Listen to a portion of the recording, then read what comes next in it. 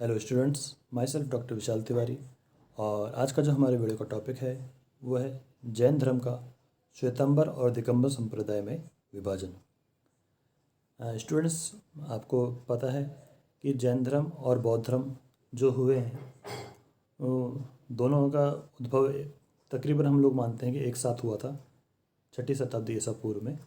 और इस समय जब इनका जो उद्भव हुआ उससे बौद्ध धर्म ज़रूर भारत के बाहर भी गया, लेकिन वो भारत में चिरकाल तक नहीं रह पाया। लेकिन जैन धर्म आज भी भारत के अंदर मौजूद रहा है और उसे बहुत ज़्यादा नहीं फैला, लेकिन फिर भी वो आज तक मान्य है। और इसका जो श्वेतांबर और दिगंबर संप्रदायों में जो विभाजन हुआ था, ठीक है, वो भी आज भी इसमें तरह से ही कुछ श्वेतांबर धर्म को मानने वाले हैं और कुछ दिगंबर को मानने वाले हैं। लेकिन अगर हम बात करें बौद्ध धर्म की तो उसमें हीनयान और महायान में जो विभाजित हुए थे, लेकिन भारत के अंदर वो हम लोगों को देखने को नहीं मिलता है। कोई बात नहीं, अगले हम लोग अभी जो बात कर रहे हैं वो टॉपिक है हमारा जैन धर्म का श्वेतांबर और दिगंबर संप्रदाय में विभाजन, ठीक है। और फिर इनके अंदर क्या क्या अंतर रहेंगे, श्वेतांबर वाले किन बातों को मानते हैं और दिगंबर वाले किन बातों को मानते हैं, मैं जो अंतर है प्रमुख रूप से वो इस वीडियो के अंदर मैं आपको के साथ में शेयर कर रहा हूँ, उसको आपको देखना है। बड़े ही आसान शब्दों में मैं आपको बता रहा हूँ इस वीडियो के अंदर। आप आई होप कि आपको ये वीडियो काफ़ी पसंद आएगा। चलिए हम लोग आगे बढ़ते हैं। जैन धर्म का श्वेतांबर और दिगंबर संप्रदाय में विभाजन। जैन धर्म में यह विभाजन 4ठी शताब्दी ईसा पूर्व में चंद्रगुप्त मौर्य के समय में हुआ, जब 12 वर्ष के दुर्भिक्ष से दुर्भिक्ष यानी अकाल है, ठीक है, संतृप्त होकर भद्रबाहु के नेतृत्व में चंद्रगुप्त मौर्य सहित विभिन्न जैन भिक्षु दक्षिण भारत चले गए और पीछे से आचार्य स्थूलभद्र ने अपने अनुयायियों को नियमों में छूट दे दी, जिन्हें बाद में भद्रबाहु और उनके अनुयायियों ने स्वीकार नहीं किया, और इस कारण जैन धर्म में विभाजन हो गया।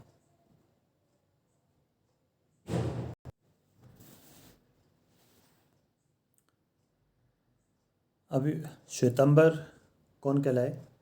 जो आचार्य स्थूलभद्र को मानने वाले अनुयायी थे वो श्वेतांबर संप्रदाय के कहलाए, और जो अनुयायी दिगंबर वह कहलाए जो भद्रबाहु को मानने वाले अनुयायी दिगंबर कहलाए। भद्रबाहु के लिए मैं आपको यहाँ पर बता दूँ कि भद्रबाहु जो थे वो अकाल के समय में छठे जैन आचार्य थे, या ये कहें कि अंतिम थेरा थे, ठीक है। और भद्रबाहु के नेतृत्व में ही ये सारे लोग जो है मगध को छोड़कर श्रवण बेलगोला जो कि कर्नाटक में है वहाँ पर चले गए थे।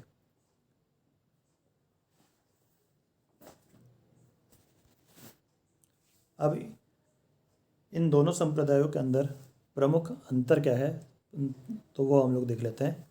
दिगंबर संप्रदाय और श्वेतांबर संप्रदाय।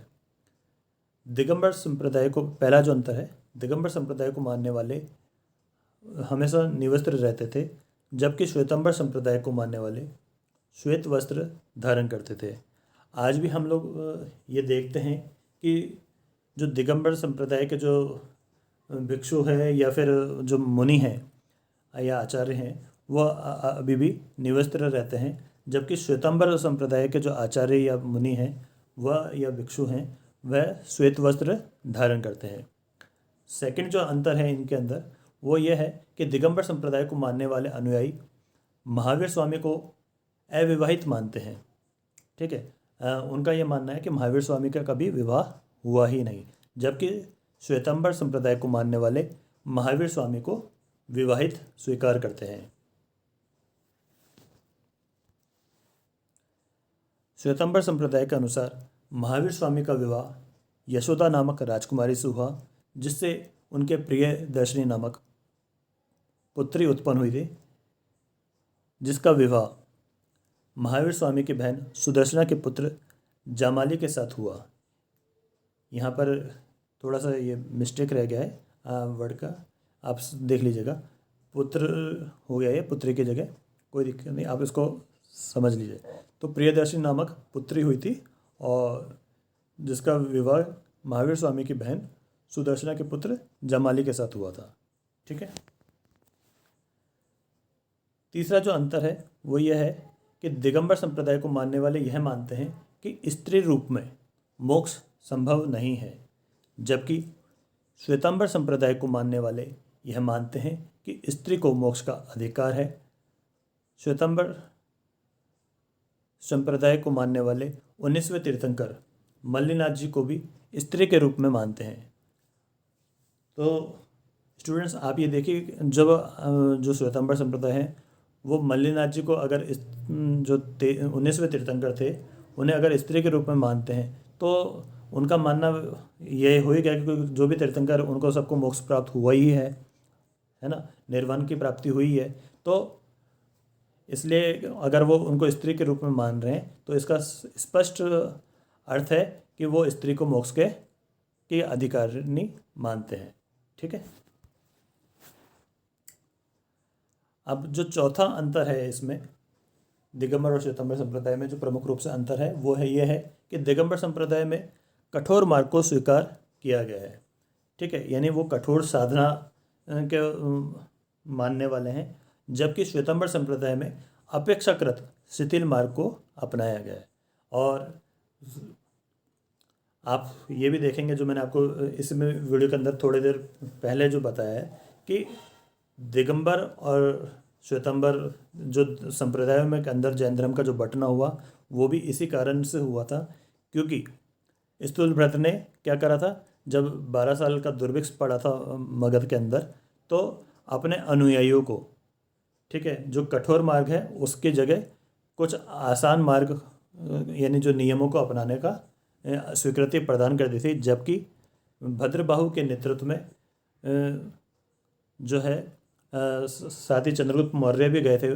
ठीक है, उन्होंने कठिन मार्ग को अपनाना और कठिन मार्ग को ही अपनाते रहे और उसको कंटिन्यू करने के लिए वो लोग मगध से कहाँ चले गए थे, कर्नाटक में के अंदर श्रवण बेलगोला, ठीक है, इस स्थान पर वो चले गए थे और वहाँ पर जाकर उन्होंने अपनी जो है कठोर तपस्या को कंटिन्यू करा। और जब वो वापस आए तो उन्होंने जब इसका विरोध किया कि आपने शिथिल मार्ग क्यों अपना लिया है, तो क्या हुआ कि जो श्वेतांबर को मानने वाले थे, यानी कि जो स्थूलभ्रत के जो अनुयायी थे, उन्होंने क्या बोला कि नहीं, अब हमारे को ये शिथिल मार्ग ही पसंद है। तो इसी वजह से दिगंबर और श्वेतांबर के अंदर ये जैन धर्म का विभाजन हो गया था। ठीक है। अब पांचवा जो प्रमुख अंतर वो ये है कि दिगंबर संप्रदाय जो है वो आगम में विश्वास नहीं करते हैं, जबकि श्वेतांबर संप्रदाय में आगम पर विश्वास किया जाता है। आगम क्या है? जैन साहित्य है। ठीक है, जैनियों का जो सबसे प्रमुख साहित्य वो कौन सा है? आगम है। ठीक है, और दिगंबर लोग उसमें विश्वास नहीं करते हैं, जबकि श्वेतांबर संप्रदाय में आगम के ऊपर विश्वास किया जाता है। अब अगर हम बात करें छठे जो अंतर है प्रमुख रूप से, वो ये है कि दिगंबर संप्रदाय में भोजन को आवश्यक नहीं माना गया है, यानी कि भोजन ग्रहण करना कोई आवश्यक कार्य नहीं है। बिगर भोजन ग्रहण करे भी वो जीवित रहना चाहते हैं या कुछ और भी कर लें तो वो उनके लिए है कि वो आवश्यक नहीं है कार्य में, उसको भोजन को नहीं माना गया है। जबकि श्वेतांबर संप्रदाय में भोजन ग्रहण करना आवश्यक माना है। इसी के अंदर जो सातवां प्रमुख रूप से अंतर है वो है दिगंबर संप्रदाय में तीर्थंकरों का जीवन चरित्र लिखते समय पुराण शब्द का प्रयोग होता है। ठीक है, जबकि श्वेतांबर संप्रदाय में तीर्थंकरों का जीवन चरित्र लिखते समय चरित्र शब्द का प्रयोग होता है। यानी जो लेखनी यानी तीर्थंकरों का जो जीवन चरित्र यानी लिख रहे हैं, इतिहास लिख रहे हैं, तो उस समय दिगंबर लोग तो तीर्थंकरों के लिए जो लिखते हैं चरित्र का, उसके लिए पुराण शब्द का प्रयोग करते हैं, जबकि श्वेतांबर लोग तीर्थंकरों का जीवन चरित्र लिखते समय चरित्र शब्द का प्रयोग करते हैं।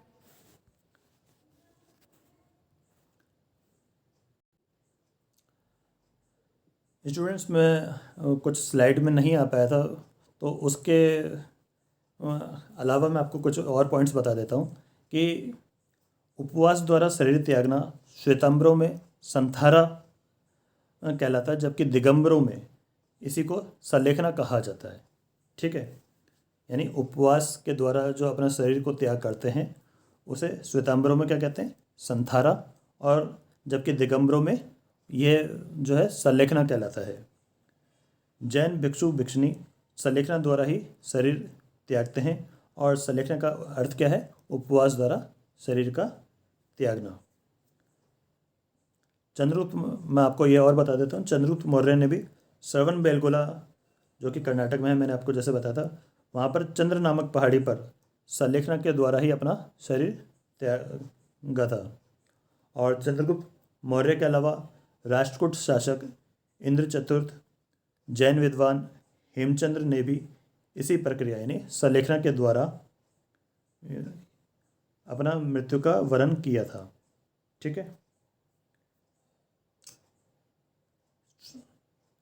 इसके अलावा मैं आपको और ये बता दूं कि श्वेतांबर जो है वो मूर्ति पूजा में विश्वास रखते हैं, और श्वेतांबरों ने ही सर्वप्रथम महावीर स्वामी एवं अन्य जैन तीर्थंकरों की पूजा प्रथम शताब्दी ईस्वी के आसपास इन्होंने शुरू कर दी थी, जबकि दिगंबर लोग जो हैं वो मूर्ति पूजा में विश्वास नहीं करते हैं।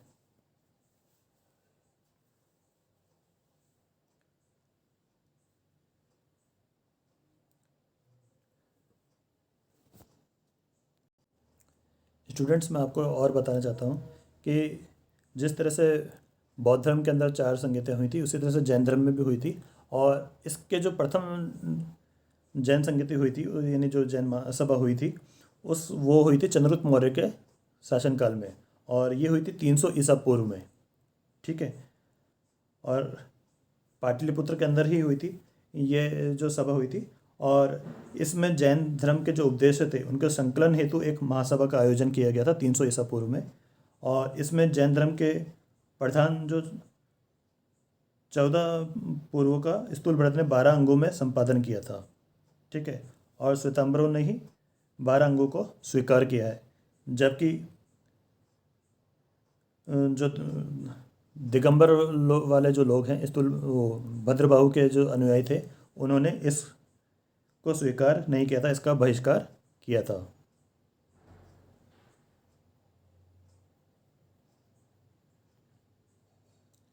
ठीक है, इसी तरह से बहुत जैन धर्म की भी संहिताएं हुई।